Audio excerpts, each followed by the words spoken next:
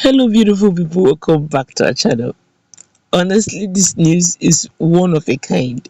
Some days back, the leadership of IPOB gave the leadership, the Southeastern leadership leaders, that's both traditional, political, and sociocultural, three options, three choices to make. Well, the leaders have responded.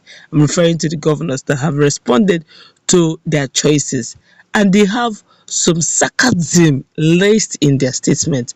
In fact, they don't even understand. A lot is being said, even within the news. I just hope I'll be able to hold myself. But before we go into the news proper, like and subscribe to our channel by clicking on the red subscribe button. Beside it, you see a bell notification icon. Please go ahead, click on it to get notified as soon as we update our channel on YouTube. Well, the governor Okitokwezu of Abia State, who made the allegation yesterday in Abuja, said he's one of those under IPOB's fatwa. We'll continue, we'll understand. For those, some of us who don't understand fatwa, we'll go into full details later.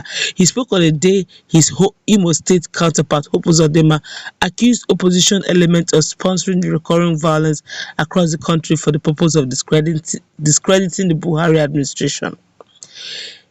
Ikpezu, speaking during an interactive session with youth and women under the auspices of the TOS Foundation, that's Youth and Women for Good Governance initiative organized by Osasu Show in Abuja on Thursday night, did not say why IPOB wants him and other Southeast governors dead, but he said he does not subscribe to the style or strategy of the leader of the group, that's Nnamdi Kanu.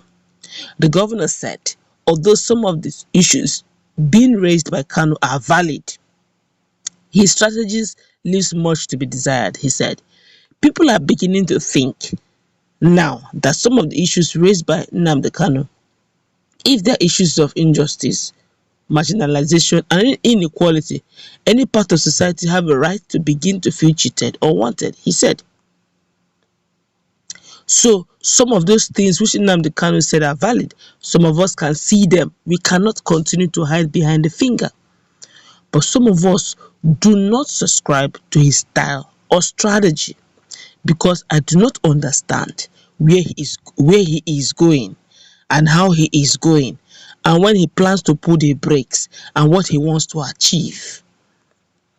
If I have a way of conveying my views to the leadership of that group, what I would say is that they should find a way to enter into conversation and let people know. The governor continues. He said, I am under their fatwa. I am under their fatwa now. And some of my brother governors, they say if you see them, kill them. That's the meaning of fatwa now. Let's continue.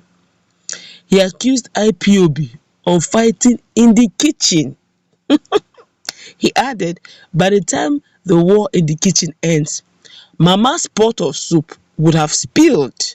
There will be no plate to eat and everybody will be hungry and eventually to not serve any good purpose. I don't understand their strategy.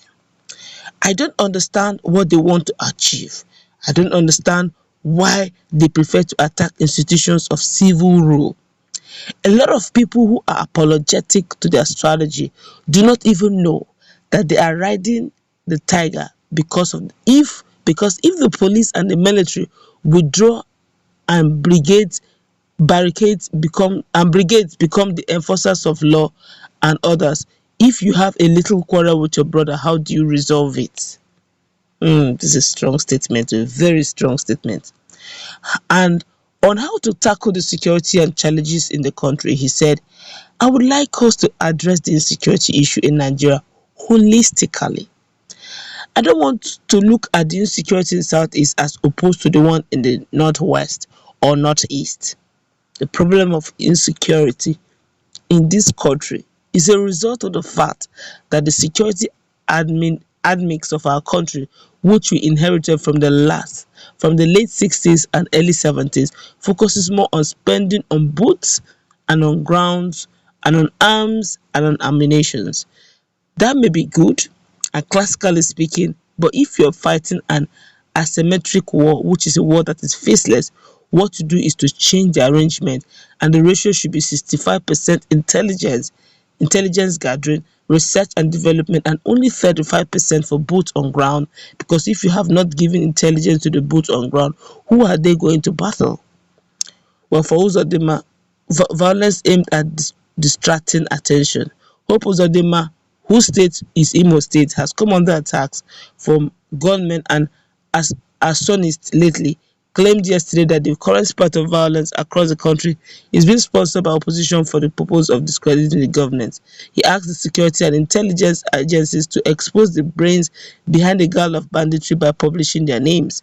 Emerging from a meeting with President Muhammadu Buhari at the State House Abuja, Usodimma told correspondent that the sponsors of the violence were engaging in diabolic version of politicking, which he described as anti-people.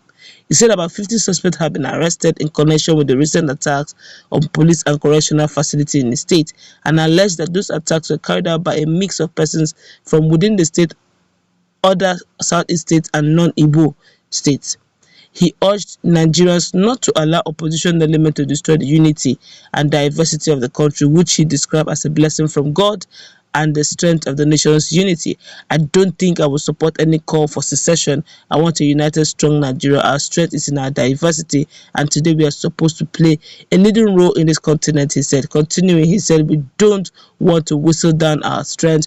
Rather, what I advise is that we must appreciate the gifts of nature in our land and support the government. Listen, let me tell you something. This country is blessed. This country is blessed by God. A lot he said, honestly. But let's look at what Governor Okwezu of Abia State has got to say. He narrated the whole scenario between the Southeast governors and IPOB leadership in the person of Nnamdi Kanu. He said that this whole thing can be likened to fighting inside the kitchen.